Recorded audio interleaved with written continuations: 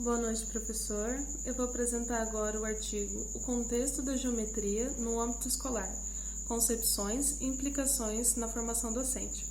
Ele foi publicado na Revista Eletrônica de Matemática em 2019 e é de autoria de Helenice Weber, Gláucia Maria e Vilziele, as duas primeiras do estado do Paraná e a última do estado de São Paulo. O objetivo do artigo era apresentar uma pesquisa exploratória que foi realizada na Escola Educativa Centro Educacional, localizada na cidade de Ourinhos, também no estado de São Paulo. O tema da investigação era analisar como se dava o ensino da geometria euclidiana na educação básica e como isso estava relacionado à formação dos professores. O método da pesquisa ele envolveu entrevistas e estudos de caso. As autoras propunham que havia uma desvalorização ou redução do estudo da geometria, e esse processo ele foi intensificado após o movimento da matemática moderna na década de 50.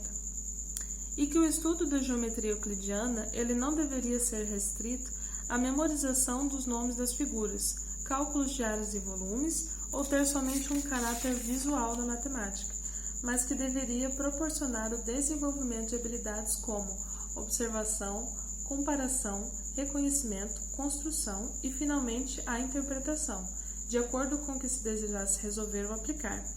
Elas levantaram a hipótese de que as dificuldades encontradas pelos alunos se deviam em grande parte pela falta de formação adequada dos professores, além de que, ao decorrer das séries, esse ensino mecânico da geometria criaria lacunas e rupturas no aprendizado.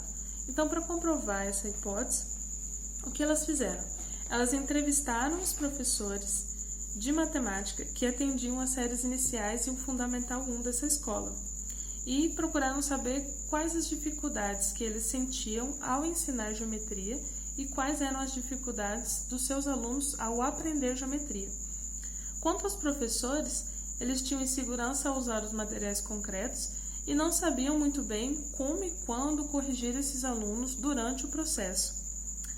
Já os alunos, eles tinham dificuldade no manuseio dos instrumentos de construção, a construção em si dessas figuras, a identificação de suas propriedades e a compreensão do que se pedia nos enunciados.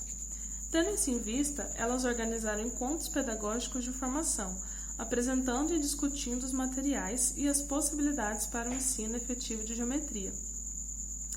Então, os professores davam suas aulas e voltavam novamente a esses encontros, trazendo as reflexões e analisando o que havia ocorrido durante as aulas. Elas fizeram esse processo algumas vezes e, após terminar essa etapa e passado 3 anos, elas voltaram e aplicaram 4 atividades diagnósticas para um grupo de 18 alunos que agora estavam no 6º ano. Uma parte desses alunos teve aula com esses professores que participaram da formação, que é o chamado grupo experimental. E os demais alunos eram de outras escolas públicas que não tiveram nenhum contato com esses professores, que era o grupo de controle. E elas queriam averiguar a desenvoltura desses alunos em questões relacionadas ao paralelismo e concorrência de retas, o retângulo e suas propriedades e o conceito de perímetro de retângulo.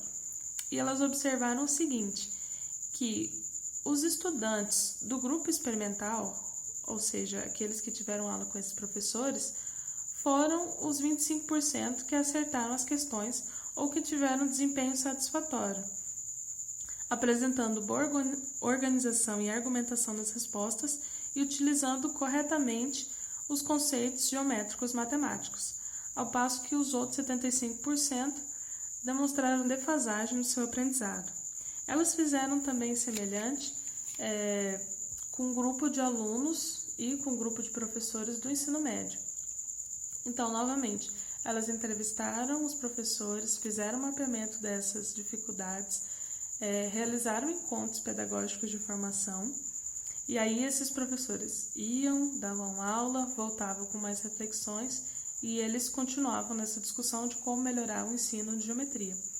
Depois desses 3 anos, com esses alunos agora no 2º ano do ensino médio, foram aplicadas também atividades diagnósticas para verificar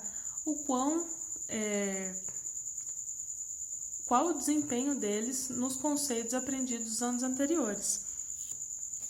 Então, essas atividades, elas dessa vez queriam avaliar o que os alunos sabiam sobre bissetriz,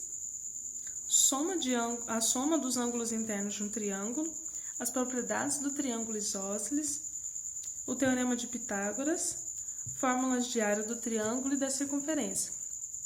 E elas obtiveram um resultado parecido com o que aconteceu com o grupo do sexto ano.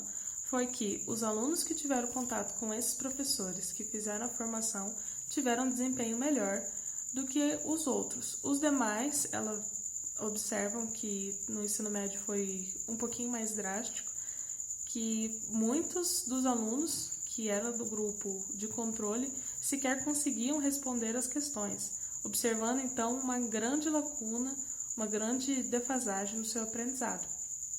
E que provavelmente isso decorria de estudos não adequados da geometria em anos anteriores. E que esses alunos que tiveram contato com uma geometria, com uma aula de geometria mais elaborada, mais estruturada, sistematizada, eles tiveram um desempenho melhor, mas ainda faltava uma organização na escrita, na comunicação matemática, que comprova o que elas tinham levantado, que era necessário uma formação melhor dos professores e que os alunos precisavam de tempo para amadurecer esses conceitos. Então, os alunos que tiveram um estudo mais sistematizado nos anos iniciais, provavelmente ao chegar no ensino médio vão ter muito menos dificuldade do que aqueles que começaram a ter um estudo sistematizado, por exemplo, no ensino fundamental 2. É isso.